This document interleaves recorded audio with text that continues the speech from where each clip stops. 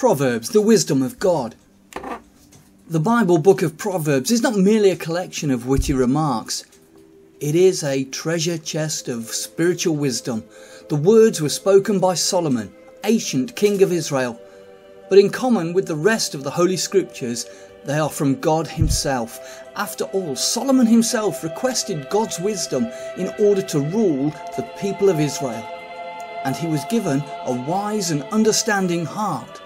1 Kings chapter 3 verse 12. Many of the words he spoke were a goad to careful thought.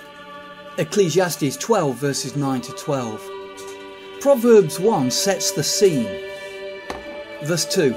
To know wisdom and instruction, to perceive the words of understanding.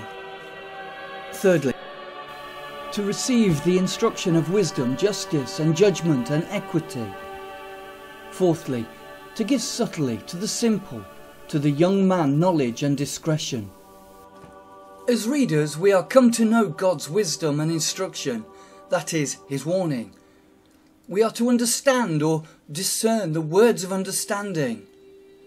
They are of God's words, and as such they are of his understanding. These proverbs help us to come to grips with what his wisdom means in daily life. But that requires us to receive them with the right attitude, a humility of mind. We are to receive the warning of wisdom, that is, being prudent or circumspect.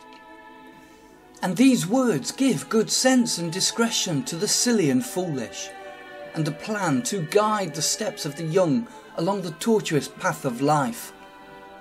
These are some of the ideas underlining the first few verses of the book of Proverbs. They underline the nature of divine wisdom. It is a practical help for daily life, to guide us towards God and his ways. But that is not all. Proverbs shows the humble attitude required in order to gain divine wisdom. The truly wise will not consider they know it all already. Rather, they will be willing to learn from God. A wise man will hear and will increase learning. Proverbs 1 verse 5. And attitude in coming to God is very important. For the fear of the Lord is the beginning of knowledge. Proverbs 1 verse 7. Tragically, while Solomon was world-renowned for his great wisdom in judging his people, it seemed he failed to apply it to his own life. Let us not make the same mistake. Rather, we must follow Solomon's son, the Lord Jesus Christ.